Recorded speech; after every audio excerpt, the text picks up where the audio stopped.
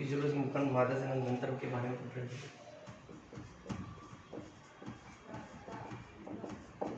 मादा जनन तंत्र, इसमें अपन ने पिछली क्लास में कार्पस ल्यूटियम के प्रकार पढ़े थे।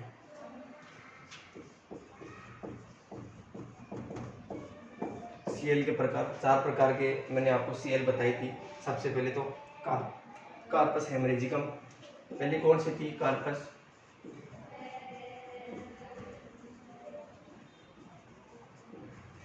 Corpus haemorrhagicum. दूसरी कौन सी बताई थी? याद करो, कार्पस ल्यूटियम वेरम।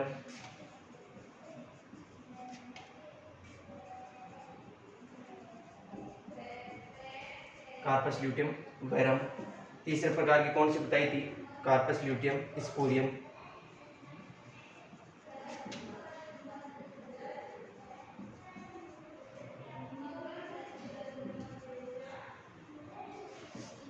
चौथे प्रकार की मैंने बताई थी कार्पस ल्यूटियम एल्बिकेंस।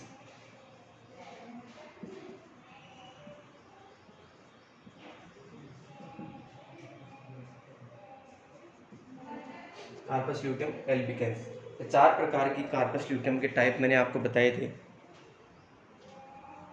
4 प्रकार के कार्पस ल्यूटियम के टाइप बताए थे।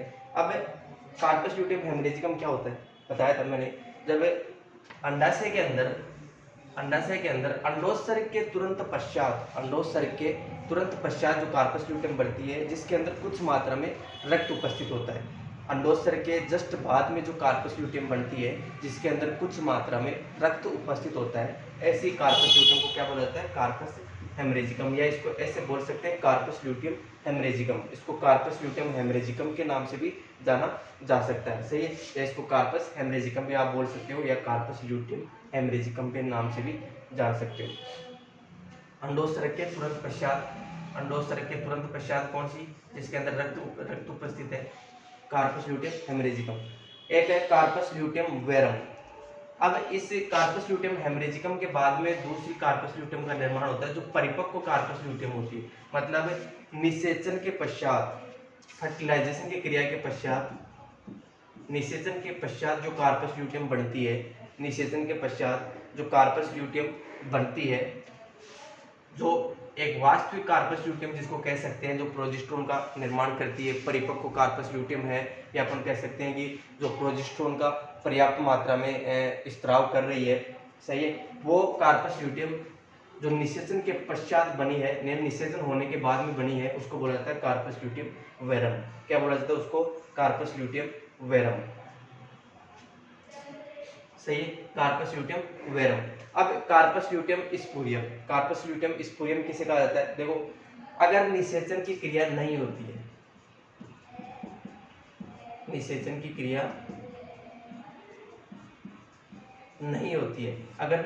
क्रिया नहीं होती है, तो निषेचन की क्रिया नहीं होने के बाद क्या होता है? नियम क्या कहता है कि कार्पस ल्यूटियम जो होता है वो नष्ट हो जानी चाहिए।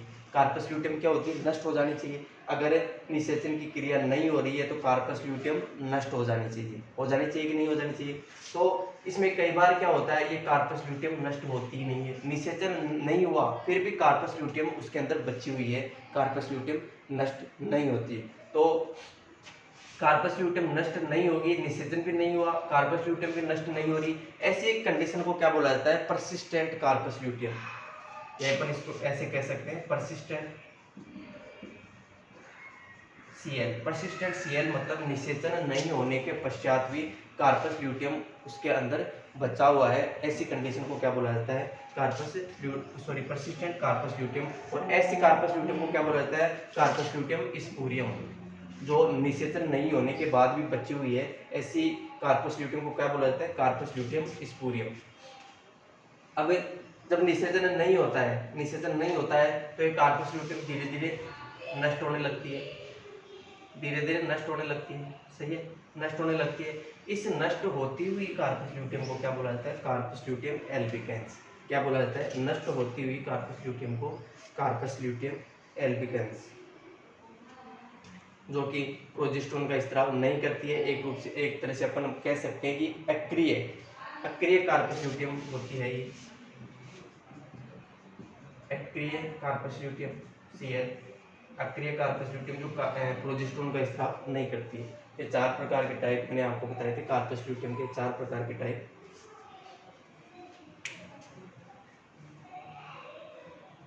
नेक्स्ट अपन बात करते हैं मादा जनन तंत्र के हार्मोन।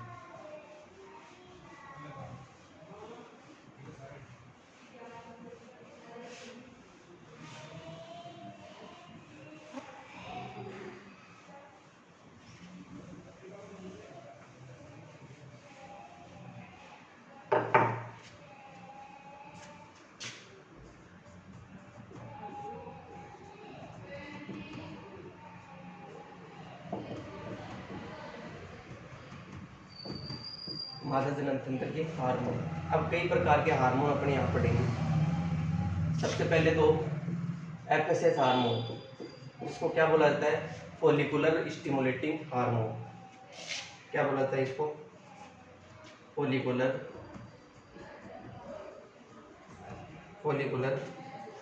स्टिमुलेटिंग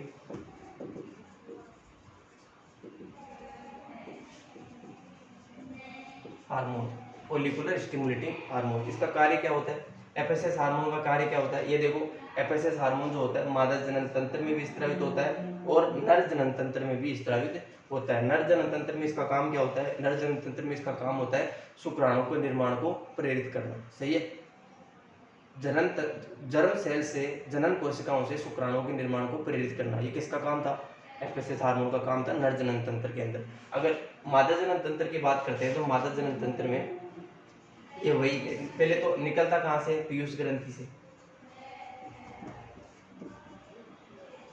पीयूष ग्रंथि के, अग्र पीयूष ग्रंथि के भाग से स्रावित होने वाला हार्मोन, अग्र पीयूष ग्रंथि, जिसको अपन एडिनो हाइपोफाइसिस भी बोला जाता है।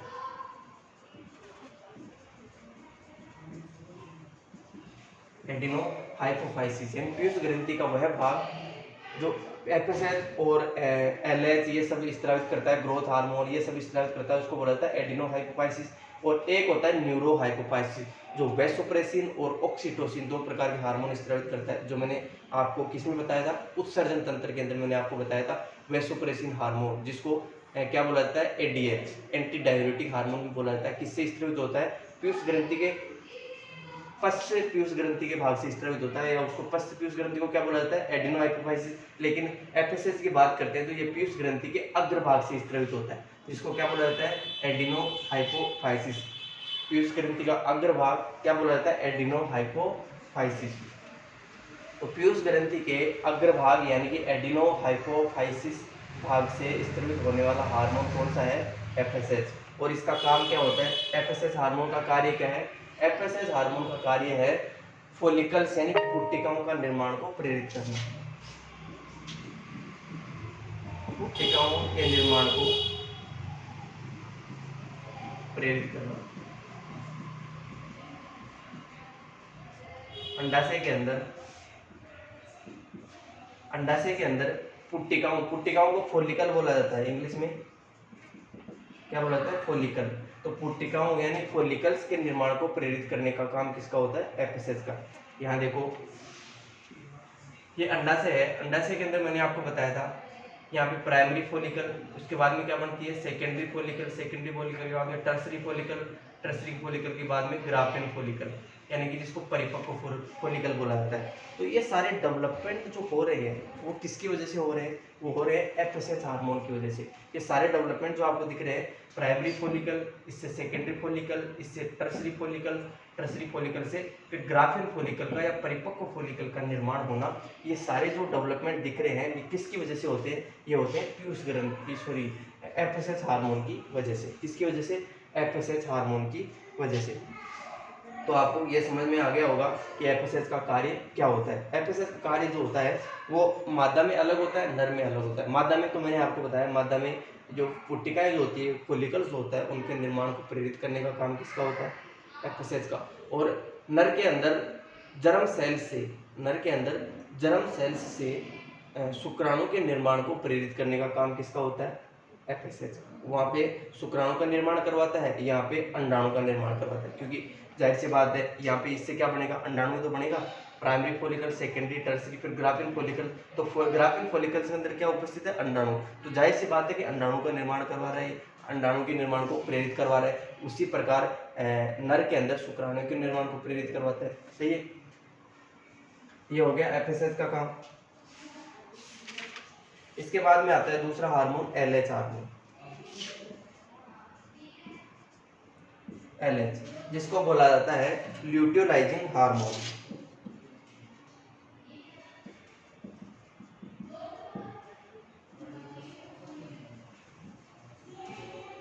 ल्यूटियोलाइजिंग हार्मोन। अब ल्यूटियोलाइजिंग हार्मोन जो होता है वो किससे स्रावित होता है? ये भी इसी के साथ ही रहता है, पीयूष ग्रंथि के अग्रभाग से, यानी कि अपन कह सकते हैं अग्र पीयूष ग्रंथि से।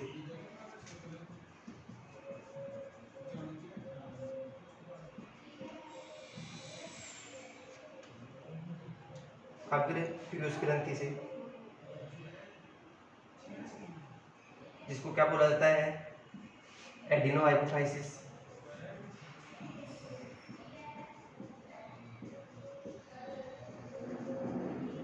एडिनो हाइपोफाइसिस क्या बोला जाता है इसको? Adeno hypophysis. इसी से अग्र पीयूष ग्रंथि के जो एलएच और एफएसएच हार्मोन दोनों साथ ही एक ही जगह पाए जाते हैं और एक ही भाग से इनका सिक्रेशन होता है। एफएसएच का कहाँ से हो रहा था? अग्र पीयूष ग्रंथि से। तो एलएच का भी कहाँ से हो रहा था? अग्र पीयूष ग्रंथि के एडिनो हाइपोफाइसिस भाग से।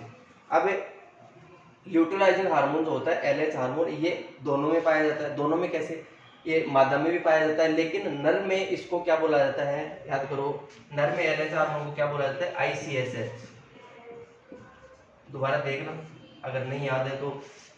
एलएच को नर के अंदर क्या बोला जाता है? आईसीएसएच। नर के अंदर एलएच हार्मोन को क्या बोला जाता है? आईसीएसएच हार्मोन। और मादा के अंदर इस हार्मोन को क्या बोला जाता है? LH hormone. अब इसका कार्य क्या क्या होता है? देखो, मादा के अंदर इसका कार्य क्या होता है? मादा के अंदर मैंने आपको बताया कि primary follicle, secondary follicle, tertiary follicle, graphene follicle. ये काम किसका हो गया? ये काम तो हो गया एफएसएच का। अब एफएसएच का काम, जैसे ही ग्राफिन फॉलिकल का निर्माण पूर्ण होता है, एफएसएच का काम यहाँ पे खत्म हो जाता है। जैसे ग्राफिन फॉलिकल जो होती है, परिपक्व पुट्टिका का निर्माण होता है, तो एफएसएच हार्मोन जो होता है उसका काम यहाँ पे समाप्त हो गया। इसका काम समाप्त हो गया तो ये जो एफएसएच है इसका लेवल होता है वो डाउन हो जाता है और अपने नॉर्मल स्तर में ये आ जाता है। जैसे पहले वाले स्तर में था उसी प्रकार ग्राफिन फॉलिकल का निर्माण करने के बाद ये अपनी नॉर्मल स्थिति में, अपने नॉर्मल लेवल में वापस आ जाता है। तो यहाँ पे इसका काम खत्म हो गया। अब यहाँ पे काम शुरू होता है एलएच का। ल्यूटियोलाइजिंग हार्मोन जो होता है उसका काम यहाँ पे स्टार्ट होता है। किसका?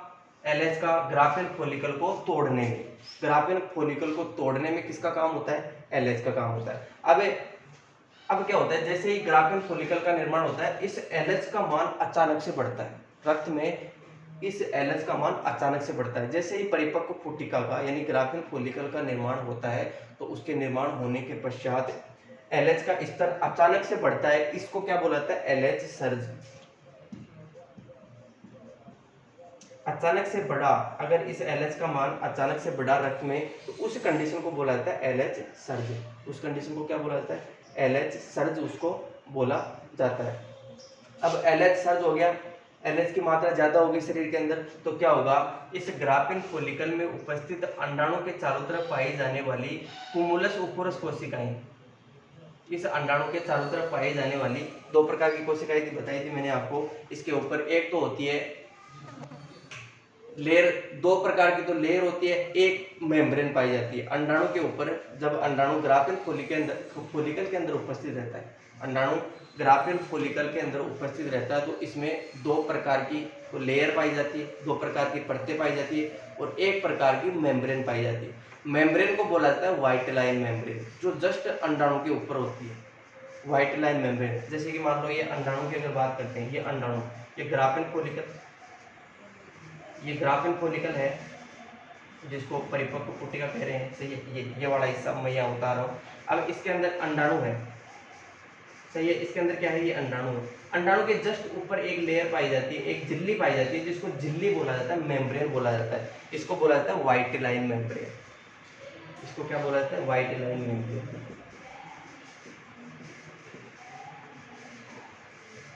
इसको क्या बोला जाता है? व्हाइट लाइन मेम्ब्रेन बोला जाता है। अब इस व्हाइट लाइन मेम्ब्रेन के ऊपर एक परत पाई जाती है, अपन इसको लेयर झिल्ली नहीं बोलेंगे, इसको अपन क्या बोलेंगे, परत बोलेंगे।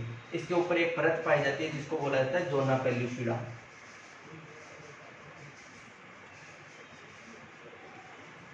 जोना पेल्यूसिडा कौन सी परत पाई जाती है, जोना पेल्यूसिडा। सबसे अंदर सबसे पहले तो अंडाणु के जस्ट ऊपर कौन सी मेम्ब्रेन पाई जाती है, एक झिल्ली पाई जाती है जिसको बोला जाता है व्हाइट लाइन मेम्ब्रेन। अब ये व्हाइट लाइन मेम्ब्रेन है, इसके बाहर की तरफ एक परत पाई जाती है जिसको बोला जाता है जोना पेल्यूसिडा। अब इस जोना पेल्यूसिडा का ऊपर एक और परत पाई जाती है, इस जोना पेल्यूसिडा के ऊपर भी एक और परत पाई जाती है जिसको बोला जाता है कुमुलस उफोरस।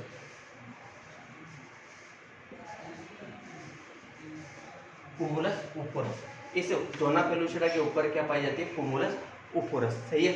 अब यहाँ पे एलएच का काम बता रहा था मैं, तो एलएच जो होता है वो क्या करता है, एलएच सर्ज हो गया, एलएच की मात्रा अचानक से बढ़ गई, एलएच सर्ज हो गया। अब एलएच सर्ज होने के बाद ये एलएच हार्मोन क्या करता है, इस कुमुलस उफोरस की कोशिकाओं को नष्ट कर देता है। इस कुमुलस उफोरस जो परत है, इनकी कोशिकाओं को ये नष्ट कर देता है। अब इनकी कोशिकाओं को जैसे ये नष्ट करेगा तो ये जो अंडाणु है, अंदर उपस्थित ओवम है, वो अंडाशय से बाहर आ जाएगा, अंडाशय से बाहर आ जाएगा। तो एलएच का काम क्या हो गया, एलएच का काम होता है कुमुलस उफोरस कोशिकाओं को नष्ट करना, या अपन ऐसे कह सकते हैं अंडाणु को अंडाशय से बाहर निकालना। इसका काम क्या हो गया, अंडाणु को अंडाशय से बाहर निकालना। इसका काम क्या होगा, अंडाणु को अंडाशय से बाहर निकालना। ये इसको अपन क्या कह सकते हैं, अंडोत्सर्ग। इस क्रिया को क्या बोला जाता है, अंडोत्सर्ग। इस क्रिया को क्या बोला जाता है, अंडोत्सर्ग। इंग्लिश में ओवुलेशन, इंग्लिश में ओवुलेशन बोला जाता है, या अपन बोल सकते हैं अंडोत्सर्ग भी कहा जाता है। अंडाणु को अंडाशय से बाहर निकालने की क्रिया अंडोत्सर्ग। या अपन डायरेक्टली रूप से ऐसे कह सकते हैं कि एलएच का काम क्या है, अंडोत्सर्ग करवाना, या अंडाणु को अंडाशय से बाहर निकालना, या ओवुलेशन की क्रिया करवाना। जो किस प्रकार ये करता है, ये कुमुलस उफोरस की कोशिकाओं को, कुमुलस उफोरस परत जो पाई जाती है, बाहरी परत, उसको नष्ट करके ये अंडाणु को अंडाशय से बाहर निकालता है, जिस क्रिया को बोला जाता है अंडोत्सर्ग। ये काम समझ में आ गया इसका। ये होता है मादा के अंदर, ये काम क्या हो गया, मादा के अंदर हो गया। अब नर की बात करते तो नर में याद करो, नर में इसका काम क्या होता, नर में इसका काम था, कुछ कोशिकाएं होती है जो टेस्टोस्टेरोन हार्मोन का स्त्राव करती है, जैसे कि लीडिंग सेल्स। लीडिंग सेल्स होती है जो मैंने आपको बताई थी सर्टोली कोशिकाओं के अंदर, सॉरी सेमिनिफेरस ट्यूबुल्स के अंदर, जो वर्षण के अंदर बहुत सारी सेमिनिफेरस ट्यूबुल्स पाई जाती है। उस सेमिनिफेरस ट्यूबुल्स के अंदर 3 प्रकार की कोशिकाएं मैंने आपको बताई थी। सबसे पहली जर्म सेल्स, दूसरी सर्टोली सेल्स, तीसरी लीडिंग सेल्स। अब जर्म सेल्स के ऊपर तो कौन कार्य करता है, एफएसएच, क्योंकि जर्म सेल्स जो होती है वो शुक्राणु का निर्माण करती है, तो जर्म सेल्स के ऊपर कौन कार्य करता है, एफएसएच। सर्टोली सेल्स क्या करती है, शुक्राणु जो बने थे उनको पोषण प्रदान करती है। तीसरी बची लीडिंग सेल्स। लीडिंग सेल्स क्या करती है, टेस्टोस्टेरोन का स्त्राव करती है। अब एलएच हार्मोन यानी कि आईसीएचएच हार्मोन, नर में पाया जाने वाला आईसीएचएच हार्मोन जो होता है वो लीडिंग सेल्स के ऊपर कार्य करता है और टेस्टोस्टेरोन के स्त्राव को बढ़ाता है, या अपन कह सकते हैं कि टेस्टोस्टेरोन के स्त्राव को या निर्माण को प्रेरित करता है। ये तो गया नर के अंदर। और मादा के अंदर इसका क्या कार्य होता है, एलएच हार्मोन का क्या कार्य होता है, अंडाणु को अंडाशय से बाहर निकालना, मतलब अंडोत्सर्ग की क्रिया कराने का काम होता है। तो ये 2 हार्मोन समझ में आ गए। ये मादा के अंदर किस किस प्रकार कार्य करते हैं, एफएसएच और एलएच।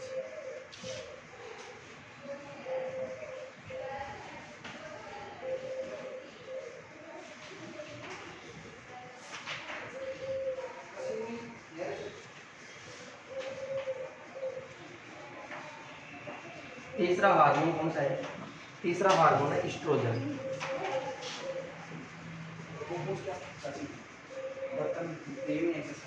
Oestrogen hormone. अब ये एस्ट्रोजन हार्मोन जो है ये क्या काम करता है, एस्ट्रोजन हार्मोन पहले तो किससे स्रावित होता है, ये कई चीजों से स्रावित होता है, जैसे कि अंडाशय की कोशिकाएं हैं वहां से स्रावित होता है। अंडाशय की कौन सी कोशिकाएं, मैंने आपको अंडाशय में पाई जाने वाली कोशिकाएं बताई थी जिनको बोला जाता है थीका लेयर। थीका लेयर जो कि ग्राफियन फॉलिकल के चारों तरफ पाई जाती है। अपन ऐसे कह सकते हैं कि जो पुट्टिकाएं जो होती है, फॉलिकल्स होती है, फॉलिकल्स के चारों तरफ पाई जाने वाली एक प्रकार की लेयर होती है, थीका लेयर जिसको बोला जाता है थीका लेयर। इस थीका लेयर से इस प्रोजेस्टेरोन का, इस थीका लेयर की कोशिकाओं के द्वारा एस्ट्रोजन हार्मोन का स्त्राव किया जाता है। एक तो हो गया किससे, अंडाशय से इसका स्त्राव हो गया, अंडाशय से। इसके अलावा प्लेसेंटा से, अंडाशय से प्लेसेंटा से इसका स्त्राव हो गया। प्लेसेंटा के अलावा एड्रिनल ग्रंथि, एड्रिनल ग्रंथि, इसके अलावा टेस्टिस, टेस्टिस, इन चीज़ों से इसका स्त्राव होता है। एस्ट्रोजन हार्मोन का जो स्त्राव होता है वो एक तो होता है अंडाशय से, सही है, अंडाशय से सबसे ज़्यादा होता है अंडाशय की थीका कोशिकाओं के द्वारा, ये आपको याद रखनी है, अंडाशय की थीका कोशिकाओं के द्वारा इसका स्त्राव होता है।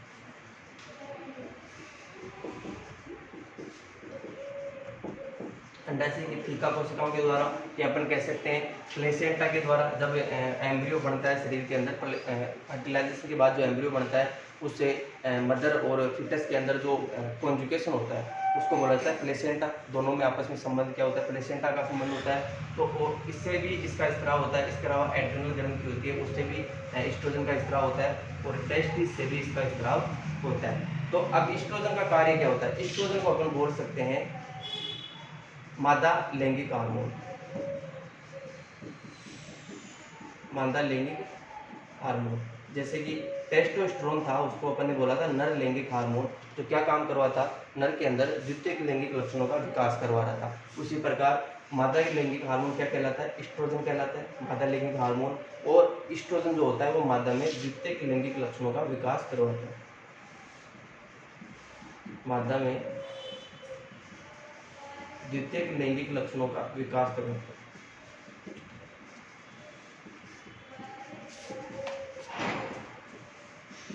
मादा में द्वितीयक लैंगिक लक्षणों का विकास करवाता है कौन, एस्ट्रोजन हार्मोन। तो ये हो गया, समझ में आ गया। मादा में जननांगों का विकास, या अपन कह सकते हैं कि द्वितीयक लैंगिक लक्षणों का विकास करवाता है। और इसका स्त्राव कहाँ से होता है, अंडाशय के द्वारा इसका स्त्राव होता है, प्लेसेंटा के द्वारा इसका स्त्राव होता है, एड्रिनल ग्रंथि के द्वारा इसका स्त्राव होता है। इसके अलावा इसके कई और भी काम हैं, जैसे कि गर्भाशय में संकुचन पैदा करना,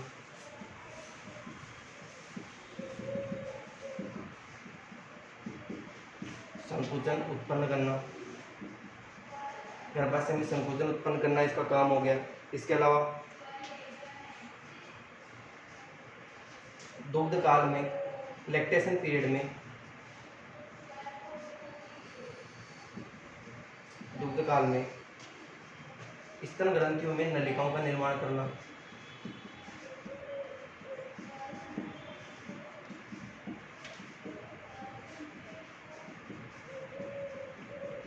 स्तन ग्रंथियों में नलिकाओं का निर्माण करना, ये सारे काम किसके हो गए, ये हो गए एस्ट्रोजन हार्मोन के कार्य हो गए। अब एस्ट्रोजन हार्मोन के कार्य दोबारा देखो, एस्ट्रोजन हार्मोन अंडाशय, प्लेसेंटा और एड्रिनल ग्रंथि से स्रावित होता है।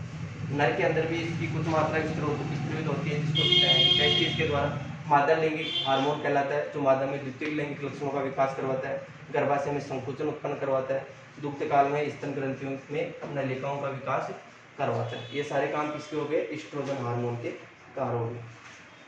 और भी बहुत सारे हार्मोन हैं, जैसे कि प्रोजेस्टेरोन हो गया, रिलैक्सिन हार्मोन हो गया, प्रोस्टाग्लैंडिन हार्मोन हो गया, GnRH हार्मोन हो गया। ये अपन बाकी नेक्स्ट क्लास में पढ़ेंगे।